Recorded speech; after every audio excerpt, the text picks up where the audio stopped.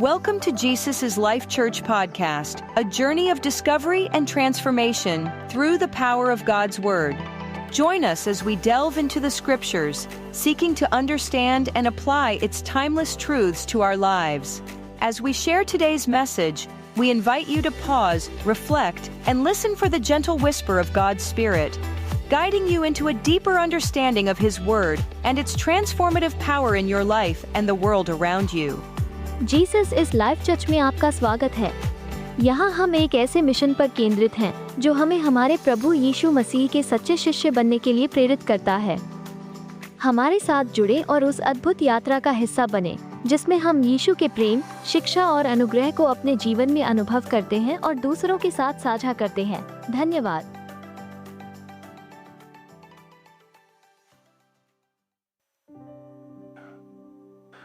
आज से बहुत साल पहले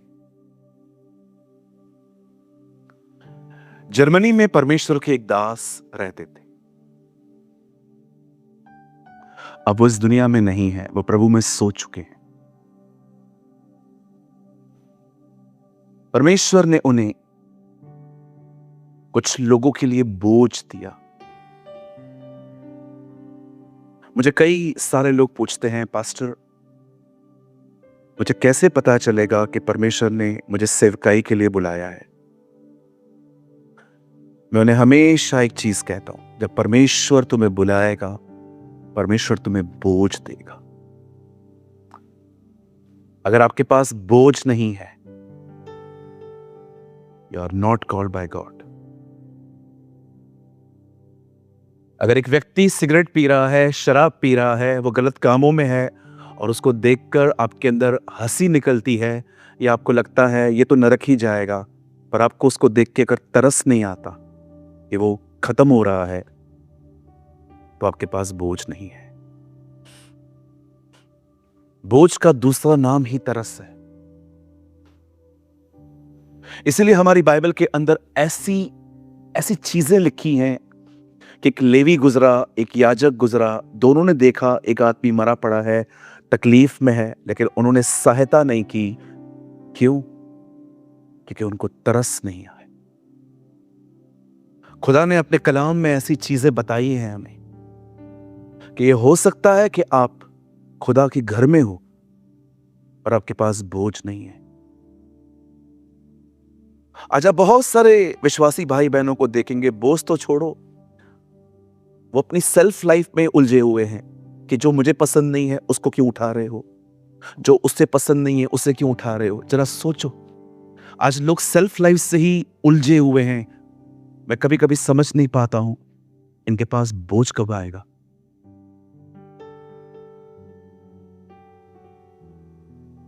आप जानते हैं, जब परमेश्वर ने उस व्यक्ति को बोझ दिया, when God impart his burden, और बाइबल कहती है परमेश्वर ने उसे गरीब देश के लिए बर्डन दिया, और वो देश था नाइजीरिया।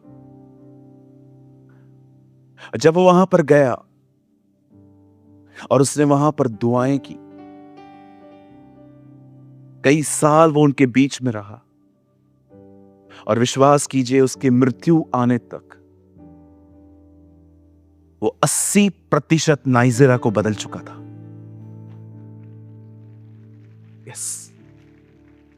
वो 80% नाइजीरिया को प्रभु में लेके आया। रेनहार्ड बोंके, उस परमेश्वर के दास ने एक लाइन कही, और उसी लाइन से मैं आज का वर्ड स्टार्ट करना चाहता हूं।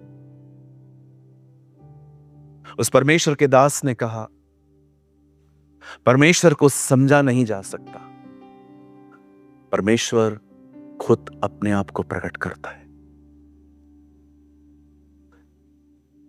उस परमेश्वर के दास ने कहा, आप परमेश्वर को समझ नहीं सकते, प्रभु खुद अपने आप को आप पे प्रकट करता है। यीशु ने कहा, कोई पिता को नहीं जानता, केवल पुत्र, और न कोई पुत्र को जानता है, केवल पिता, और वही जिस पर पुत्र प्रकट करना चाहे। और जानते हैं परमेश्वर किन पे प्रकट होता है? ऐसे लोग जो चतुर नहीं मन के शुद्ध होते हैं। एक होते हैं कनिंग माइंड, हर चीज में फायदा, हर आदमी को यूज करना। ऐसे लोग बाइबल पढ़ के उसके सिद्धांतों को समझ सकते हैं, लेकिन परमेश्वर अपनी पहचान उन्हें कभी नहीं बता सकता। दाऊद कहता है भजन संहिता में, जो लोग प्रभु से डरते हैं, प्रभु अपने आप को उन पे प्रकट करते हैं। मैं आज इस मीटिंग के अंदर कुछ ऐसी बातें शेयर करना चाहता हूं जो स्पेशली पुराने लोगों के लिए है। लेकिन अगर आप नए हैं और आपको कुछ चीजें समझ में ना आए, हम इस मीटिंग के खत्म होने के बाद भी यहां पर कम से कम आधा घंटा यहीं पर होंगे। आप मुझसे मिल सकते हैं, आप मुझसे बात कर सकते हैं आके, और मैं आपको बहुत हम्बली बताऊंगा कि एक्चुअली बातें ऐसी है। आज मैं एक चीज आपसे पूछना चाहता हूं, जो लोग यहां हैं,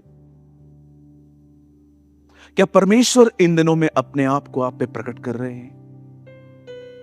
क्या परमेश्वर हर दिन अपने आप को आपके सामने खोल रहा है? कहीं ऐसा तो नहीं है कि आप सिर्फ बाइबल पढ़ रहे हैं पर परमेश्वर को नहीं समझ पा रहे? बहुत समय पहले मैं हैदराबाद से घर आ रहा था। मेरी फ्लाइट डिले थी। एयरलाइंस अनाउंस ही नहीं कर रही थी कि फ्लाइट आएगी कब। वो कह रहे थे आने वाली है, और कई देर लग गई। वहां पर एक शॉप थी और मैं वहां गया और मैंने एक किताब खरीदी। उस किताब का नाम था एडोल्फ हिटलर, जर्मनी का तानाशाह। और मैंने वो किताब ली। मैं बैठे बैठे बोर हो रहा था और मैंने उसको पढ़ना स्टार्ट किया। मैंने पढ़ा कि वो एक, उसका नाम हिटलर कैसे आया। आप जानते हैं, मैंने उसके बारे में ये भी पढ़ा कि जिस दिन उसकी मृत्यु हुई उसी दिन उसने शादी की थी। तानाशाह था, हर एक को हराना चाहता था, फिरौन बनना चाहता था।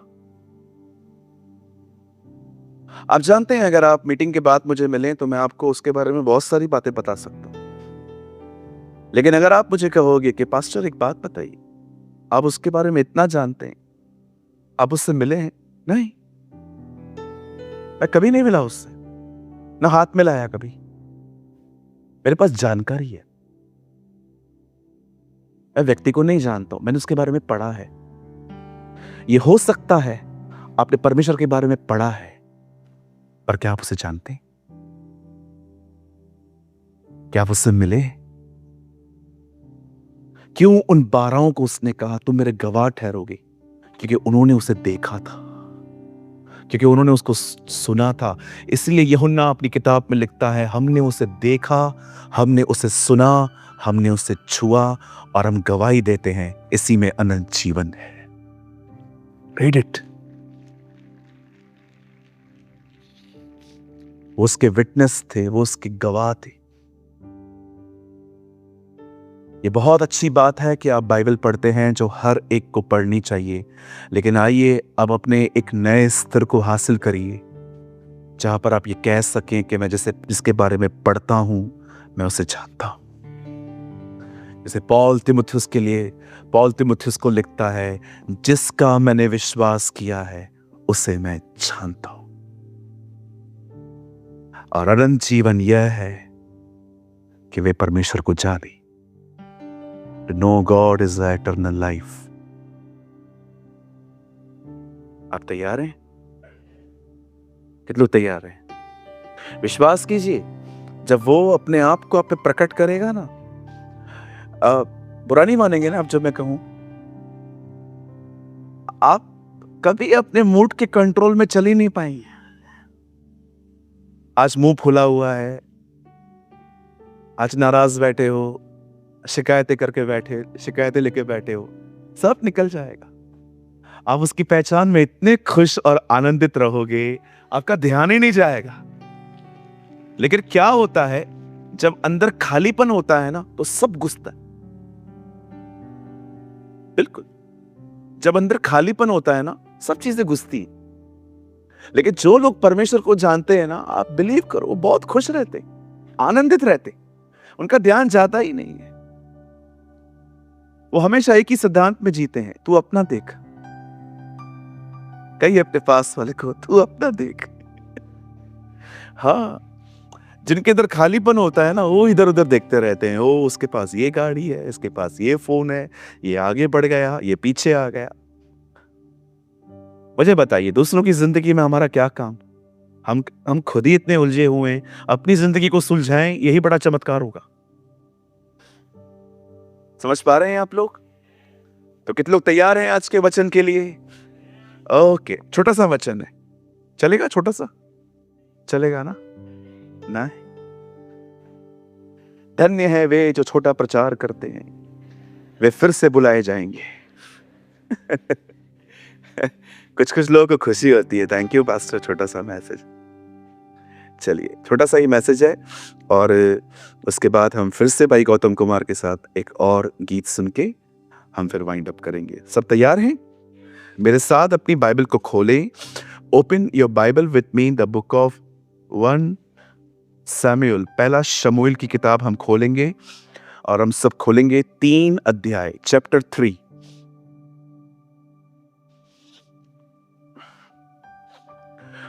ऊपर आवाज आ रही है? ओके। हम वर्ड स्टार्ट कर रहे हैं, और मैं चाहता हूं आप सब मेरे साथ खोलें द बुक ऑफ 1 सैमुएल, पहला शमूएल, उसका 3 अध्याय। यहां आ सकता है पंकज? हाँ, 1 से लगाइए।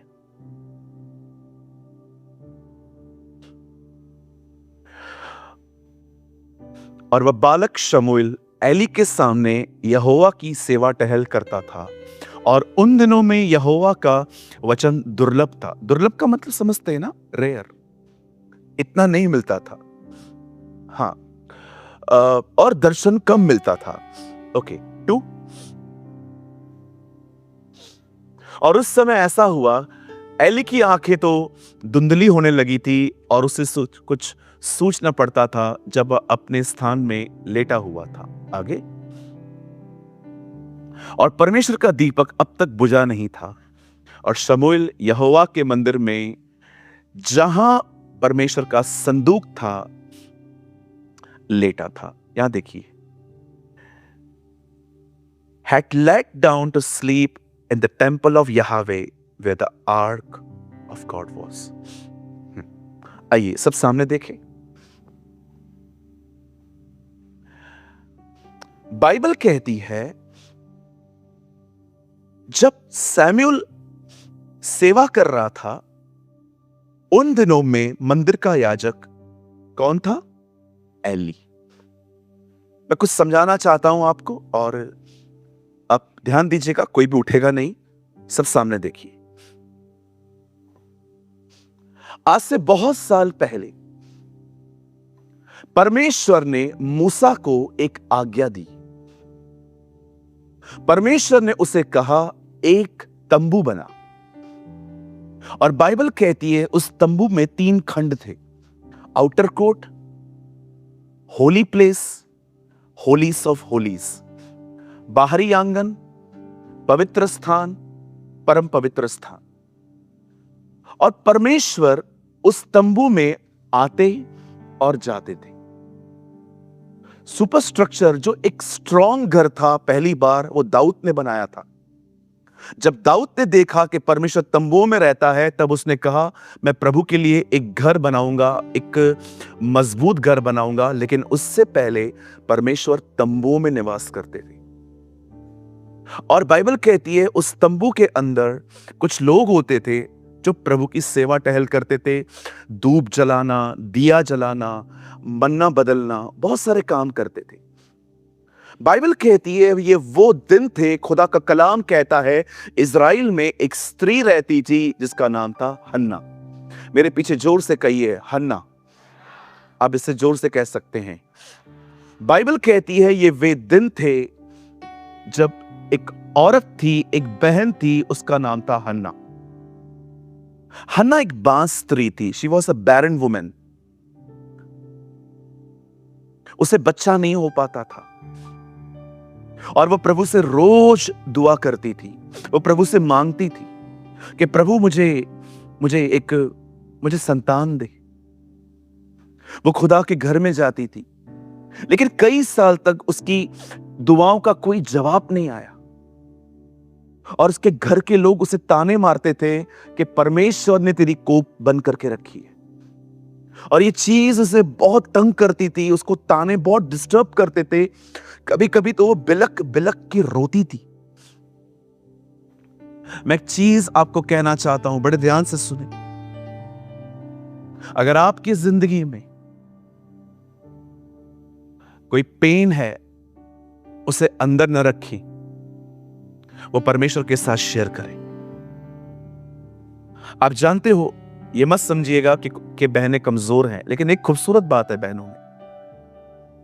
आप जानते हो, अगर आप आराम से पास्ट को देखो तो आपको पता चलेगा जितने जेंट्स हार्ट अटैक से मरते हैं, उतनी बहनें नहीं मरती। आपको पता है ये चीज? बहनों को हार्ट अटैक जल्दी नहीं आता है, भाइयों को क्यों आता है? क्योंकि ये अपने आंसुओं के साथ शेयर कर देती है। लेकिन हम लोग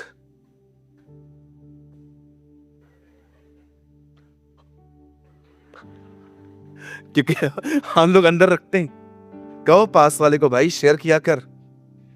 हाँ, सच कहता हूं, दिल खोल दो अपने यारों के साथ, नहीं तो एक दिन औजारों के साथ खुलेगा। यस, 100%। कई सारी बहनें, ये इनकी बात बहुत अच्छी होती है, वो आंसू बहा के प्रभु के साथ शेयर कर देती हैं, अपन पकड़ के बैठते, स्पेशली जेंट्स लोग। और फिर वो बंदा वहां से जाएगा, उसको देखेंगे भी नहीं, सीधा आंखों से। Yes, it's called attitude. Hallelujah. कितने लोग मेरी बात समझ पा रहे हैं? हन्ना शेयर करती थी प्रभु के साथ। हो सकता है इन दिनों में आपको लगता हो कि पास्टर कोई नहीं है जिससे शेयर किया जा सकता, सब यहां वहां बता देते हैं। कोई बात नहीं, एक है जो किसको नहीं बताएगा, उसे बताइए। His name is Jesus. His name is Yeshua. वो किधर नहीं बताएगा, विश्वास करो। लोग बता देंगे, क्योंकि जो बात आपके पेट पे नहीं टिकी तो उनके पेट पे कहां टिकेगी। आप जानते हैं, हन्ना उन दिनों में रोती थी, लेकिन एक दिन हन्ना ने अपनी दुआएं बदल दी। हन्ना रोज प्रभु को कहती थी, मुझे संतान दे, संतान दे, संतान दे। लेकिन एक दिन उसने परमेश्वर से एक अलग दुआ की। उसने परमेश्वर से कहा, प्रभु मैं प्रार्थना करती हूं, मुझे एक संतान दे, और मैं वादा करती हूं वो बच्चा मैं तुझे लौटा दूंगी, वो बच्चा मैं तेरी सेवा में दे दूंगी। बाइबल कहती है, पहले उसके राज्य की खोज करो, बाकी की सारी वस्तुएं तुम्हें मिल जाएंगी। बाइबल कहती है, उसी वर्ष परमेश्वर ने हन्ना को एक संतान दी। मैं आप में से हर एक को कहना चाहता हूं, अपने आप से नजर हटाइए और ये देखिए वो क्या चाहता है, वो करिए। वो करते करते आपकी जरूरतें पूरी हो जाएंगी। मैं फिर से कहूं, अगर आपने नहीं सुना तो अपने आप से नजर हटाइए कि आपको किस चीज की आवश्यकता है, और जो उसे पसंद है वो करिए। जब आप वो करेंगे जो उसे पसंद है, वो करते करते वो आपकी सारी आवश्यकताएं पूरी कर देगा, वो आपकी सारी जरूरतें पूरी कर देगा। मुझे लगता है मुझे ये लाइन एक बार फिर से दोहरानी चाहिए, क्योंकि आप में से कुछ लोग हैं यहां पर, शायद आप इस चीज को समझ नहीं पाते हैं। मैं फिर से कहता हूं, अपनी जरूरतों से नजर हटाओ, अपने आप से नजर हटाओ, और वो करो जो प्रभु को पसंद है। वो करते करते करते करते वो आपकी सारी आवश्यकताएं पूरी कर देगा। ओ, तुम उसके राज्य की खोज करो, उसकी धार्मिकता को ढूंढो, और सारी वस्तुएं तुम्हें मिल जाएंगी। कितने लोग हैं यहां पर गवाह हैं कि आपने बहुत कुछ मांगा भी नहीं है, फिर भी उसने आपको दिया है।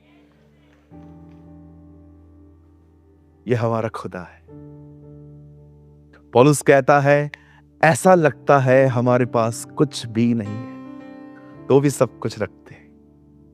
आप जानते हैं, हो सकता है आपके पास कुछ भी नहीं है, लेकिन मैं वादा करता हूं, आपका परमेश्वर एक ऐसा परमेश्वर है, अगर आपको कल 1 रुपए की जरूरत पड़ेगी, वो आपके अकाउंट में 1 रुपया डाल देगा, लेकिन परसों अगर आपके अकाउंट में 1 करोड़ की जरूरत होगी, वो 1 करोड़ डालेगा।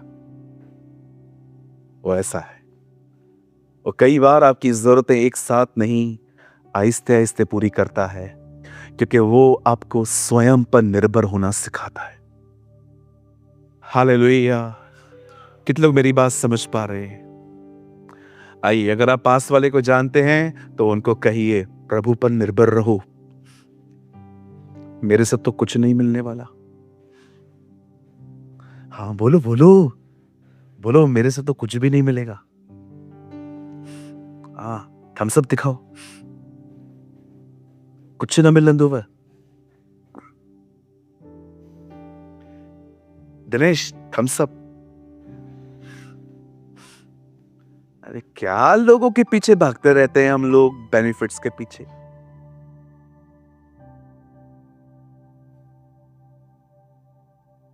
क्या इंसान हमेशा रहेंगे आपके साथ? पढ़ के देखिए, इन द बिगिनिंग गॉड, आदि में परमेश्वर है। उत्पत्ति 1:1। और उसी उत्पत्ति का आखिरी वचन यूसुफ कब्र में, man is man, God is God. वो हमेशा रहेगा, इंसान एक दिन मरेगा। हालेलुया। आप जानते हैं, जब उसे बेटा पैदा हुआ, बाइबल कहती है उसने उसे दूध पिलाया, और जब उसे ऐसा लगा कि अब ये मदर मिल्क पे डिपेंड नहीं है, बाइबल कहती है उन दिनों में हन्ना सैमुएल को खुदा के घर में छोड़ आई। आप जानते हैं, आप कहां भी नहीं पढ़ेंगे, दिस इज ब्यूटीफुल जो मैं आपको बताना चाहता हूं, आप कहां भी नहीं पढ़ेंगे कि जब हन्ना अपने बच्चे को छोड़ रही थी तो उसका बच्चा रो रहा था। और आप ये भी नहीं पढ़ेंगे कि हन्ना भी बहुत रो रही थी।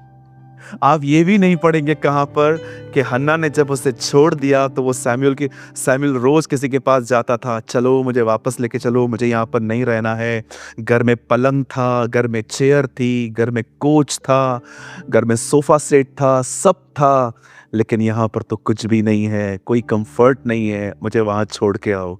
आप जानते हैं, बचपन से हन्ना ने अपने बच्चे को ये बात सिखाई थी, तू भले ही मेरी कोख से पैदा हुआ है, लेकिन तू है उसका, तू परमेश्वर का है।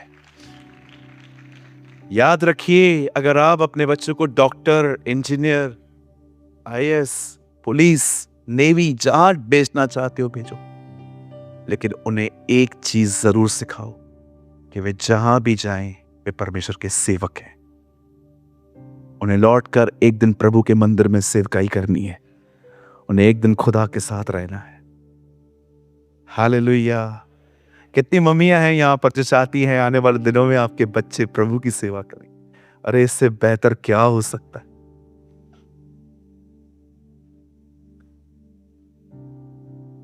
अब्राहम को देखिए, जब उसके बेटे के लिए उसे दुल्हन चाहिए थी, वो अपने आसपास के नगरों से नहीं पर अपने गांव से लड़की मंगा रहा है, क्योंकि वो डर रहा था कहीं ये लड़कियां उससे भटका न दें अपने देवताओं के पीछे। इसलिए उसने लड़की वहां से ली जहां उसका गांव था। अब्राहम को इसहाक के विवाह से अधिक उसके उद्धार से प्यार था। वो चाहता था उसका बेटा अंत तक उसके परमेश्वर की सेवा करे। हालेलुया। कितने पेरेंट्स यहां पर हैं जो डिजायर रखते हैं कि आपका बच्चा परमेश्वर की सेवकाई करे।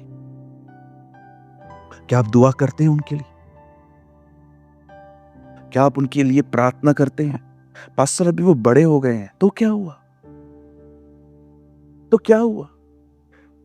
कभी कभी आपको उनके कमरे को खोल के अंदर जाना चाहिए जब वो सोए हुए हैं, और आपको घुटने टेक कर उनके सरों पे हाथ रखना चाहिए। खुदा, use him, change him, bless him, bless हर।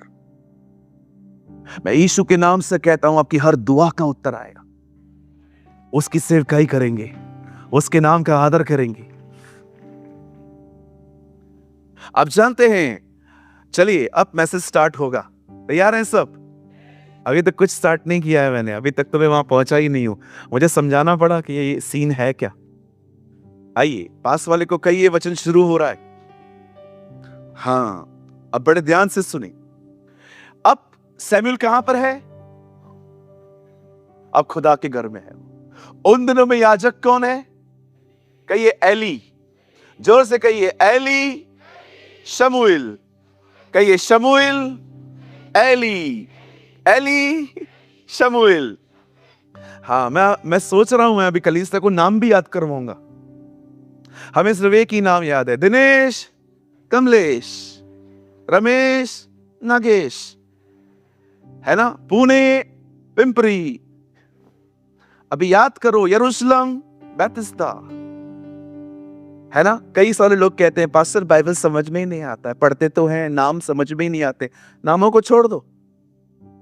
एक भाई ने तो मुझे हद कर दी, उसने कहा पास्टर मुझे लाजर याद नहीं पड़ रहा है, क्या मैं उसकी जगह पे उसको लालू बोल सकता हूं?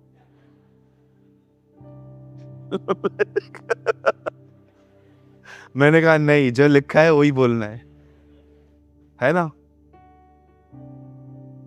कल पता नहीं मार्था का नाम बदल के वो क्या कर देगा, है ना? अंजू लिख देगा।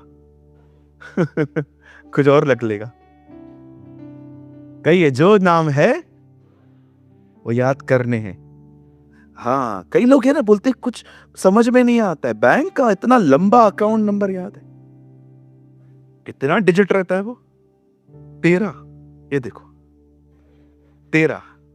भले अंदर 1000 रुपया पड़ा रहेगा अकाउंट में, लेकिन वो पूरा 13 डिजिट नंबर याद रखा है। ऐसे ही बता देगा, लेकिन नंबर याद। बहनों को 6-6, 8-8 महीना पहले जिन्होंने हर्ट किया है, उनके सबके नाम और शब्द तक याद रहते। आप देखो झगड़ों के अंदर क्या बातें निकलती हैं। तूने बोला था, तूने बोला था, तेरे मायके से लोग आए थे, कुछ नहीं लाए थे। कितना याद रहता है ना। बैंक डिपॉजिट की तरह जमा करके रखते हो कि इसके ऊपर कुछ ब्याज मिलेगा, ये पड़ा रहने दो।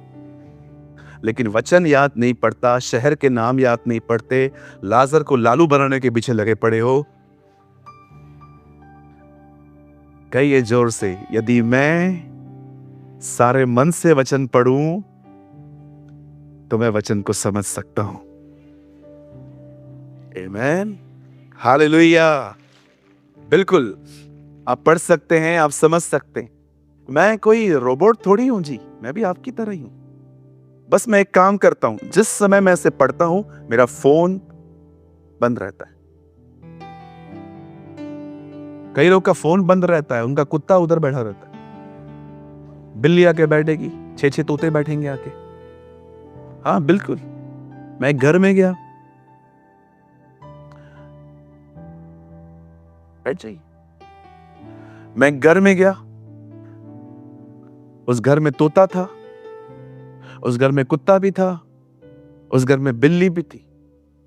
और जब मैं बाइबल पढ़ रहा हूं, पहले कुत्ता आया, मैंने उसको भगाया, फिर बिल्ली भी आई, इसकी पता नहीं क्या गर्लफ्रेंड, इसकी पता आई डोंट नो, वो भी आई। फिर तोते ने आवाज चालू की।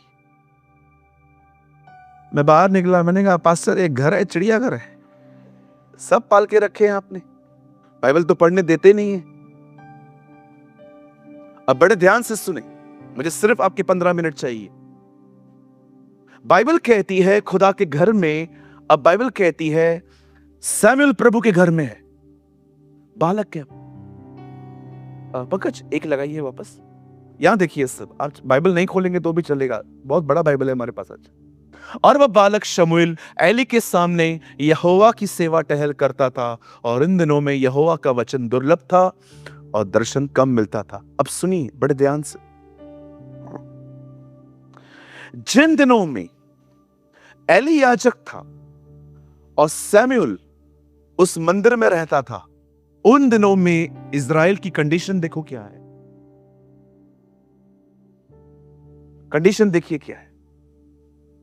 स्पिरिचुअली कितना ड्राइनेस है इधर। न परमेश्वर का वचन आता था, न प्रभु किसको दर्शन देते थे, और ना ही कुछ काम हो रहा था। उसका कारण क्या था? आगे,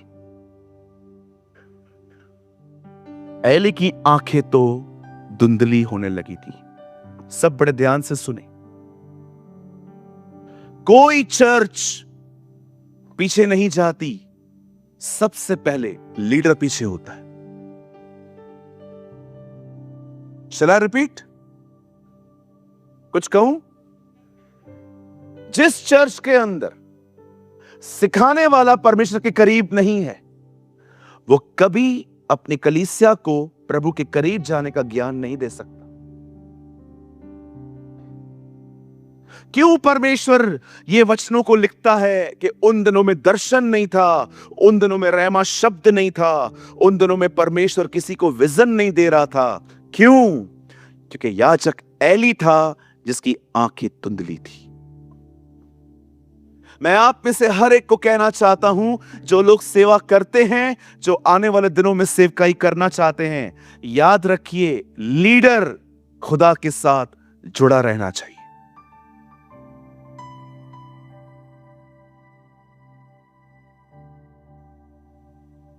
क्या आप सहमत हैं? जानते हैं एक लीडर में सबसे खूबसूरत बात क्या होनी चाहिए? वो बहुत मेहनती होना चाहिए, वो एक हार्ड वर्कर होना चाहिए। इसलिए नहीं कि उसका प्रचार सुन के लोग उसे ऑफरिंग दें, लोग उसके साथ फोटो खिंचाएं, उसके वरदान को महिमा मिल पाए, कभी भी नहीं। उसे इसलिए मेहनत करनी चाहिए ताकि उसकी कलीसिया प्रभु को जान सके, ताकि उसकी कलीसिया स्ट्रांग हो सके।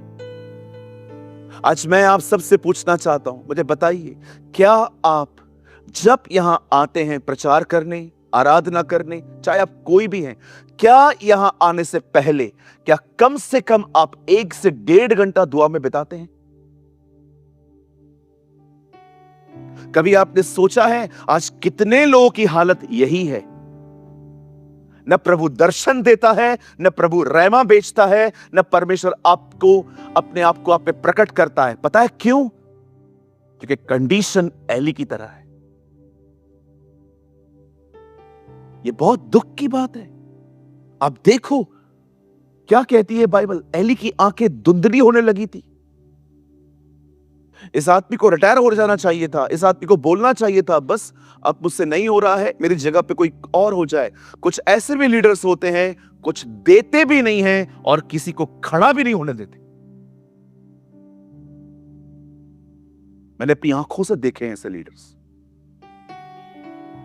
न खुद कुछ देंगे कलीसिया को, न किसी को करने देंगे। ऐसे लोगों को डरना चाहिए प्रभु से कि एक दिन जब परमेश्वर के सामने आप खड़े रहोगे और वो आपसे सवाल पूछेगा कि तूने खुद चाबियां ली, न खुद खोली, न किसी और को खोलने दिया, तूने ऐसा क्यों किया? कल पास्टर दिनेश और मैं बात कर रहे थे। पास्टर दिनेश ने मुझसे एक सवाल पूछा, बोला सूरज भाई एक चीज समझ में नहीं आ रही है मुझे। 4000 साल तक हर सबत के दिन लोग ये सुनते थे कि उनका मसीह आने वाला है, लेकिन जब वो आया उसे कोई पहचान नहीं पाया। Right pastor? जब राजा हेरोदेस को पता चला कि इज़राइल का राजा पैदा हुआ है, उसे इज़राइल की सड़कों पे प्रचार करवाना चाहिए था, चलो वो आ चुका है, पर जानते हो वो उसे मारने के पीछे गया। पोजीशन इतनी गंदी चीज है कि वो आपके द्वारा आपके भाइयों की हत्या करवा सकती। मैं नीचे नहीं उतरूंगा, मैं उधर ही रहूंगा। मैंने लास्ट टाइम भी आपसे कहा था, पोजीशन जा रही है, जाने दो, अभिषेक मत गवाओ। अगर पोजीशन चली भी गई ना, वो अभिषेक तुम्हें खड़ा करेगा। यस। आज लोगों को अभिषेक से प्यार थोड़ी है, आज लोगों को प्यार है पोजीशन से। आज मैं आपसे पूछना चाहता हूं, मुझे बताइए, कहीं आपकी हालत ऐसी तो नहीं है? No vision, no dream, no rhema, no revelation. क्यों? क्या लगता है आपको सब फेथ से मिलता है?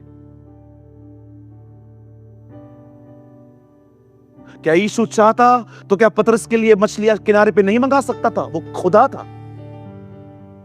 तो भी उसने पतरस से कहा, चल, जो तुझे करना है वो तू कर, जो मुझे करना होगा वो मैं करूंगा। छोड़ किनारा और वहां जा। खड़ा ही रहता जक्कई। अगर वो वहां खड़ा होता वो यीशु को कभी नहीं देख पाता, लेकिन उसने अपना रास्ता निकाला। वो चढ़ गया ऊपर और यीशु ने कहा, आज मैं तेरे घर चलूंगा। चेले आए कब्र पर, देखकर चले गए कि कब्र खाली है। मरियम वहीं खड़ी थी कि जब तक मैं उसे नहीं देखूंगी मैं नहीं जाऊंगी। God love hard workers। मैं फिर से कहता हूं, आप में से कोई यह ना समझे कि पास्टर दिनेश और पास्टर सूरज और ये 6-7 पास्टर्स जो हम आपस में यहां पर बैठे हैं, यही तो सेवक हैं। याद रखिए, आप में से हर कोई व्यक्ति अपने घर का एक याजक है। You are the priest of your house। क्या कहती है बाइबल? तुम में से हर एक व्यक्ति याजक और राजपददारी समाज का है। ये मत समझिए कि सिर्फ यहां इस मंडली में 10-15 पास्टर्स हैं। बाइबल आपको याजक कहती है।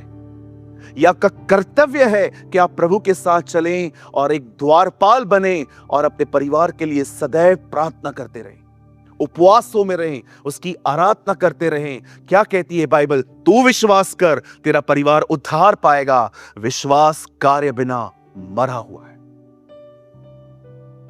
कहिए अपने पास वाले से, आप अपने घर के याजक हो।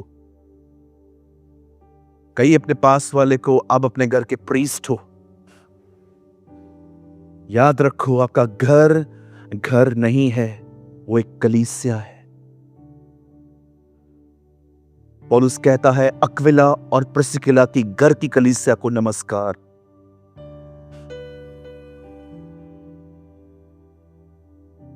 कई लोग कहते हैं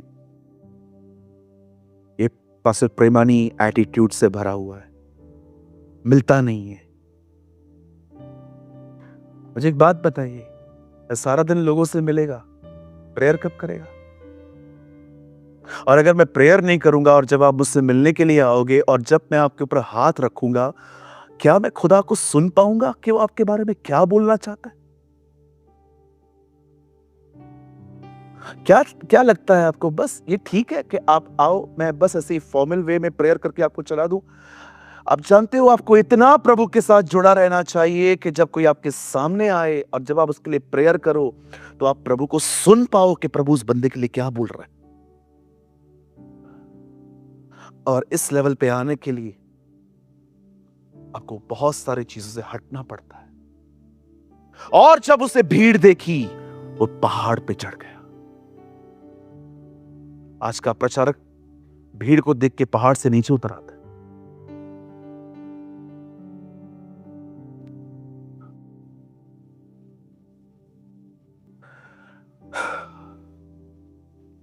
उन दिनों में दर्शन नहीं था। जब मैं शाम को प्रेयर कर रहा था, मैंने कहा, प्रभु, एक वचन मुझे कल रात को दिया था प्रभु ने। मैंने कहा, प्रभु, बहुत अच्छा फंक्शन है कल, जैसे हमारे लिए तो एक त्योहार है, जैसे प्रभु का दास आया है, लोग आनंद में होंगे, और ये जो तू मुझे वर्ड दे रहा है, कितने लोग स्वीकारेंगे? मुझे परमेश्वर ने कहा, चाहे कोई स्वीकारे या न स्वीकारे, तू बोल, क्योंकि मैं विश्वास करता हूं परमेश्वर पुणे में एक नई लीडरशिप लाएगा। ओह, मैं ये विश्वास करता हूं, एलीशा आने वाला है, सैमुएल आने वाला है, हालेलुया, फरीसी जाने वाला है, यीशु मसीह आने वाला है। मैं विश्वास करता हूं शाऊल जा रहा है, दाऊद आ रहा है। यस, मैं आप में से हर एक को कहना चाहता हूं, जितने भी लोग सेवकाई करते हैं, आज खुदा आपसे कहता है, ध्यान से कर सकता है तो कर, अन्यथा मैं जब देखूंगा कि शाऊल गिर रहा है तो मैं दाऊद को तैयार कर लूंगा। आमीन। ऐसा ही होगा। हालेलुया। कितने लोग को मेरी बातें समझ में आ रही है? पास्टर, कुछ समझ में नहीं आ रहा है। कोई ऐसा है यहां समझ में आ रहा है? आप जानते हैं, देखिए क्या कहती है बाइबल ये वो दिन थे जब सैमुअल के दिनों में कोई दर्शन, कोई ड्रीम, कोई रेवलेशन नहीं था। और उन्हीं दिनों में बाइबल कहती है, देखिए अब 3 में क्या लिखा है, परमेश्वर का दीपक अब तक बुझा नहीं था और शमूएल मंदिर के जहां परमेश्वर का संदूक था लेटा था। ध्यान दीजिए,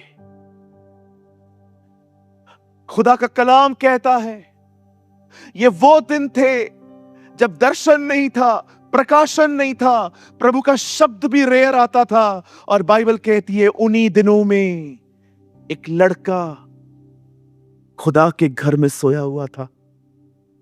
मुझे बताइए वो कहां सोया है?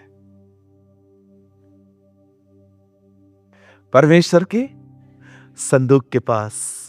संदूक के ऊपर क्या होता था?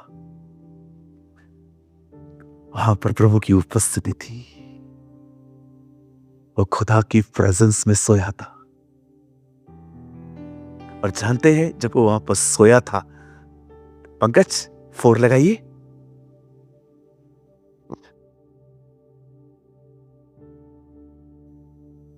Next word. तब यहोवा ने शमूएल को पुकारा और उसने कहा क्या आज्ञा। यहां देखिए, परमेश्वर याजक से बात नहीं कर रहा है, परमेश्वर एक लड़के से बात कर रहा है। जानते क्यों? क्योंकि लड़का प्रभु की उपस्थिति में सोया था। ओह, आप में से कितने लोग हैं यहां पर?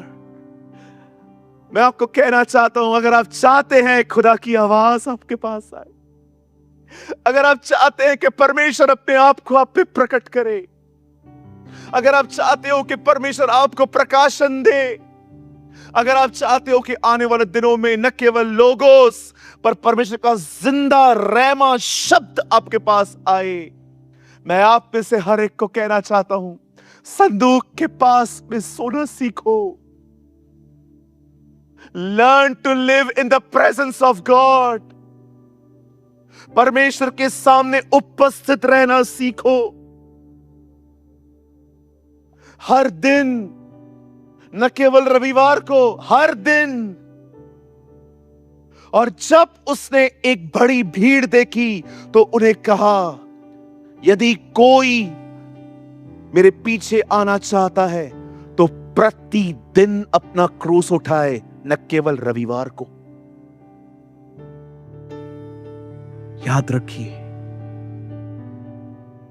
परमेश्वर ने 25 साल पहले अपने उस पुत्र पर अपने आप को प्रकट किया, जो पुत्र हर दिन क्रूस उठाता था। लोग गालियां देते थे, लोग धमकियां देते थे, लोग उसका नाम खराब करते थे, लोग उसके चरित्र के साथ कहानियां जोड़ते थे, पर वो कुछ नहीं कहता था। वो हर दिन अपनी लकड़ी उठा के चलता था और परमेश्वर हर दिन यीशु के साथ रहा। उसने हर दिन यीशु के मुंह में अपना वचन डाला, उसका अभिषेक उसके ऊपर था। वो जहां गया वहां आजादी आई। मैं आपको कहना चाहता हूं, अगर आप और मैं भी हर दिन अपना क्रूस उठाएं, वही परमेश्वर जो अपने पुत्र पर अपने आप को प्रकट करता रहा, वो हम पर भी अपने आप को प्रकट करेगा। हमारे ऊपर उसका अभिषेक होगा, हम उसकी उपस्थिति में होंगे, उसका वचन हमारे मुंह में होगा। एक परमेश्वर के दास ने कहा, जब परमेश्वर ऊपर से देखता है तो उसे लोग नहीं, उसे क्रूस दिखते हैं। और जब वो देखता है कि जहां क्रूस है, वो डिसाइड करता है वो उसके साथ रहेगा। हालेलुया। आज मैं एक सवाल पूछना चाहता हूं पुणे के लोगों से।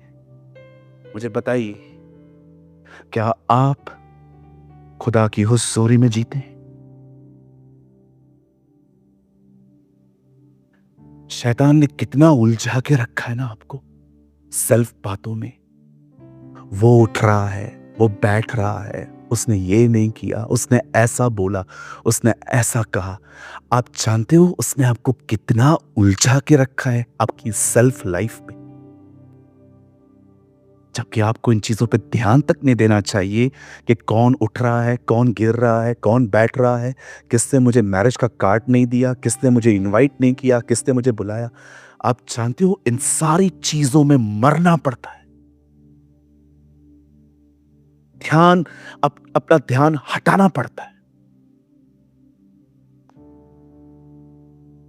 मैं आप में से हर एक को कहना चाहता हूं, ये मेरे आखिरी शब्द हैं, मैं एक लंबा संदेश नहीं देना चाहता। यहां देखिए, जब आप सुबह नींद से उठते हैं ना, अपनी लाइफ को प्लान करें। सबसे पहले अपना फोन मत उठाइए, सबसे पहले अपने मेल चेक मत करिए, सबसे पहले अपने फोन को यूज मत करिए। पहले उठें, इस खुदा के कलाम को पढ़ें, इसमें से कुछ लीजिए, उसे अपने हृदय में रखिए, उसे मनन करिए, प्रार्थना करिए, कभी कभी उपवास करिए, प्रभु की आराधना करिए। जितना आप प्रभु के साथ उसके वचन, उसकी आराधना, उसे दुआ करने में, उसके रोजों में, उपवासों में उसके साथ बने रहेंगे, वो हर दिन अपने आप को आप पे प्रकट करेगा, वो हर दिन अपने आप को आप पे रिवील करेगा। और आप जानते हैं, जब वो अपने आप को आप पे प्रकट करेगा, आप यहोशू की तरह दानवों को कह पाओगे, हम तुमसे नहीं डरते क्योंकि हमारा परमेश्वर तुमसे बड़ा है। हमारा परमेश्वर तुमसे बड़ा है। कभी आपने इस बारे में सोचा? 12 लोग कनान गए, जब वो बाहर निकले 10 बड़े निराश थे, बड़े निराश थे वो। उन्होंने कहा, हम उस नगर में घूम के आए हैं, वह नगर तो सच में दूध और मधु की धाराओं से भरा हुआ है, वह देश तो बड़ा उत्तम है, जिस देश की प्रतिज्ञा परमेश्वर ने अब्राहम, इसहाक और याकूब से की थी। लेकिन हम उस देश में कभी जा नहीं पाएंगे। क्यों? क्योंकि उस देश में बहुत बड़े बड़े दानव रहते, नपीले रहते, उसमें बड़े बड़े जाइंट्स रहते हैं। ये 10 लोगों ने कहा, लेकिन उन्हीं 10 के बीच में 2 और लोग थे, यहोशू और कालेब। यहोशू ने कहा, हम जा सकते हैं, निश्चय हमारे अंदर ताकत है उन्हें हराने की, क्योंकि परमेश्वर हमारे साथ है। कभी आपने सोचा इस बारे में, यहोशू इतना डिफरेंट क्यों था? क्योंकि निर्गमन की किताब में लिखा है, मूसा और यहोशू प्रभु के मंदिर में एक साथ जाते थे। मूसा तो निकल आता था, पर यहोशू तंबू में ही बैठता था। वो परमेश्वर की उपस्थिति में रह रह के परमेश्वर को इतना जान चुका था कि अब उसे पता था उसके साथ कौन है।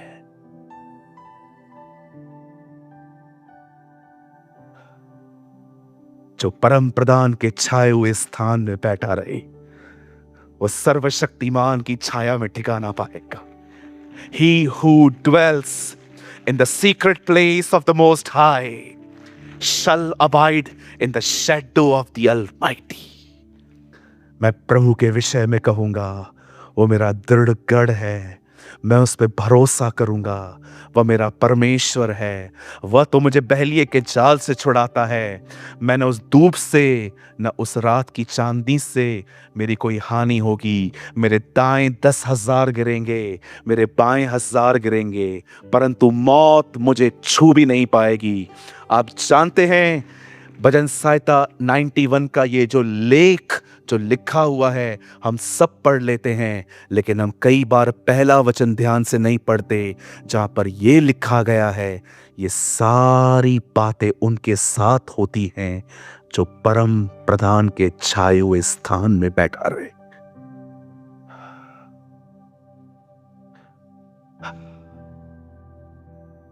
Oh, Jesus is here. Our Lord is here. आप जानते हैं, अपने घटिया स्वभाव के बारे में कुछ बताना चाहता हूं अपने आपको।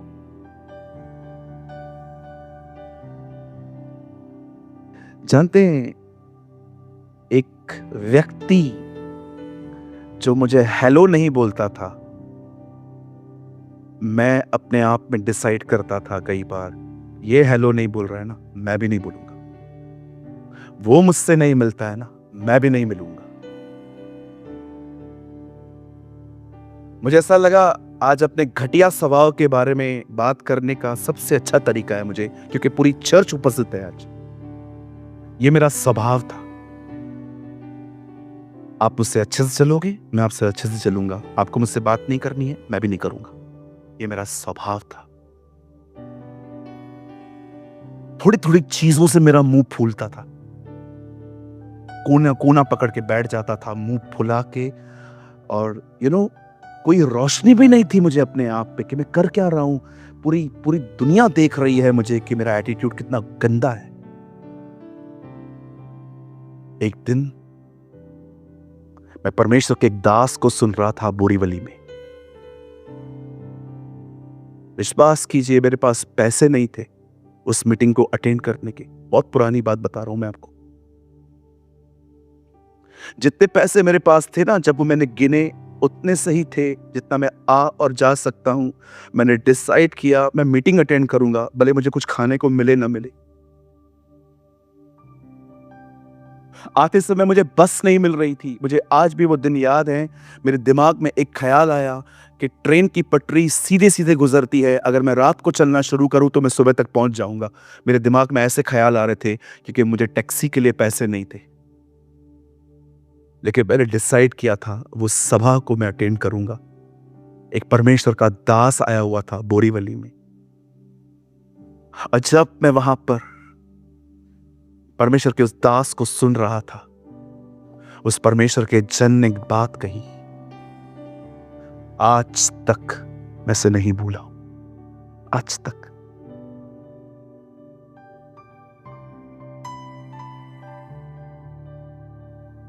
उसने कहा, एक बात हमेशा याद रखना,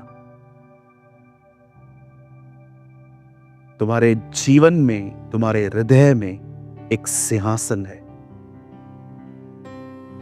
उस सिंहासन पर तुम बैठे हुए हो।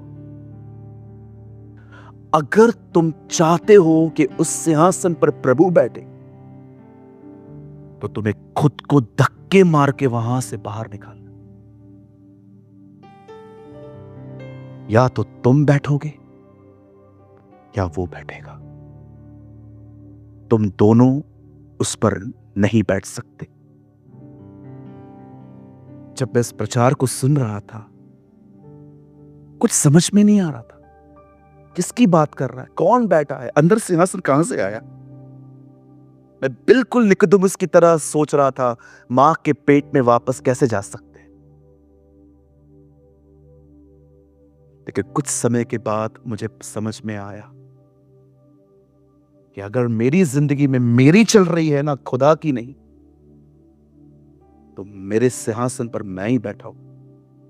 इसलिए वो सदैव दुआ करना, हमें दुआ करने के लिए कहता था, प्रार्थना करो उसका राज्य आए। उसका राज्य कहां आएगा? तुम्हारे अंदर। क्या राज्य में राजा की चलती है, हमारी नहीं। आज पूछो अपने जिंदगी से, आपके अंदर किसकी चलती है? आपको कौन कंट्रोल कर रहा है, आपका सेल्फ के परमेश्वर?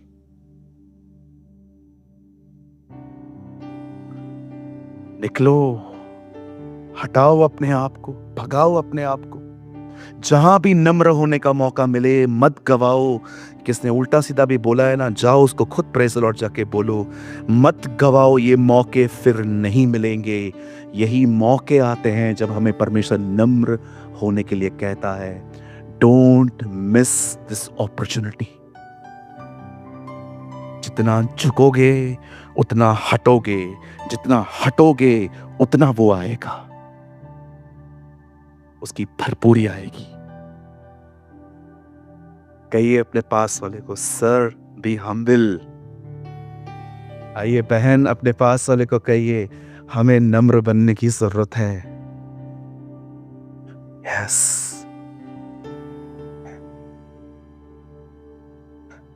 क्या पास्टर, पूरा मजा किड़किड़ा कर दिया गौतम भाई का। इतना नचाया था भाई ने, पूरा रुला दिया आपने, मेकअप तक उतर गया मेरा।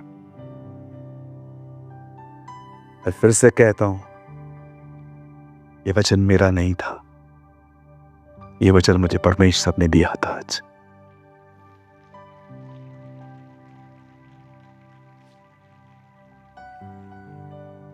हालेलुया। प्रभु के साथ समय बिताओ। मैं बंद करने से पहले एक वचन यहां पर शो करना चाहता हूं और उसके बाद मैं आपको खड़ा कर दूंगा। बदर एक वर्ड कोट करिए, निर्गमन की किताब 22 अध्याय 11 वचन। प्लीज आप अपनी बाइबल मत खोलिए, जस्ट यहां देखिए। सॉरी भाई, 11:22 उससे मिस्टेक हुई है। 11:22।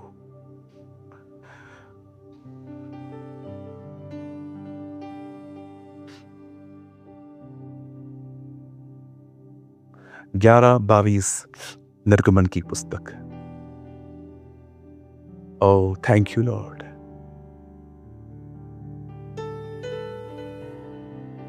धन्यवाद यीशु, थैंक यू लॉर्ड।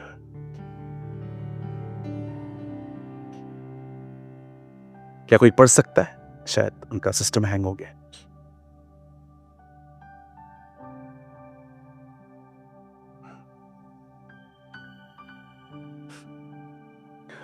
मुझे लगता है शायद मैं रॉन्ग रेफरेंस बता रहा हूं। एक सेकेंड, किसी को रेफरेंस याद है? यहोशू अंदर रहता था। ठीक है, मैं आपको नेक्स्ट मीटिंग में बताऊंगा। उस वचन में एग्जैक्टली ये लिखा है, और मूसा से परमेश्वर ऐसे बातें करता था। यस, 33:11। थैंक्स बेटा। 33:11 सब यहां देखिए। अब तो 2 मिनट लगे तो भी चलेगा, लेकिन मैं चाहता हूं। और यहोवा मूसा से इस प्रकार आमने सामने बातें करता था, जिस प्रकार कोई अपने भाई से बातें करे। और मूसा तो छावनी में आता था, पर यहोशू नाम एक जवान जो नून का पुत्र और मूसा का टहलुआ था, वह तंबू में से न निकलता था। ये कारण था, वो स्ट्रांग था, क्योंकि वो प्रभु की उपस्थिति में रहता था। सो कितने लोग हैं यहां पर जो प्रभु की उपस्थिति में जीना चाहते हैं?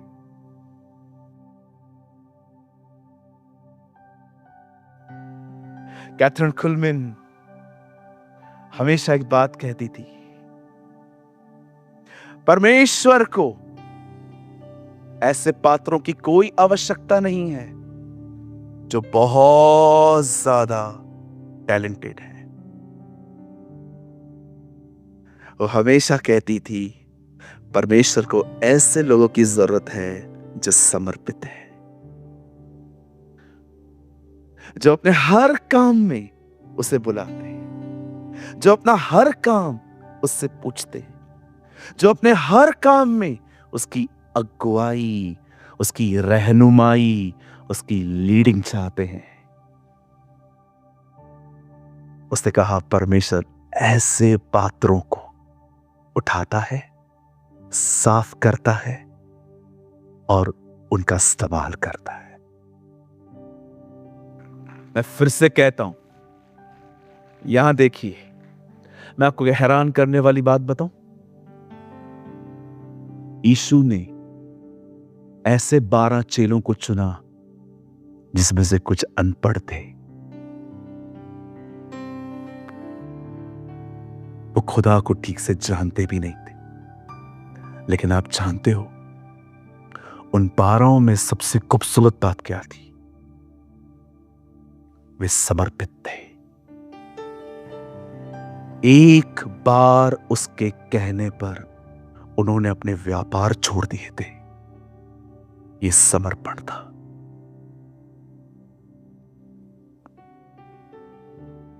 मैं आप में से हर एक को कहना चाहता हूं, परमेश्वर को हर पीढ़ी में दानवों को हराने के लिए एक दाऊद होता है।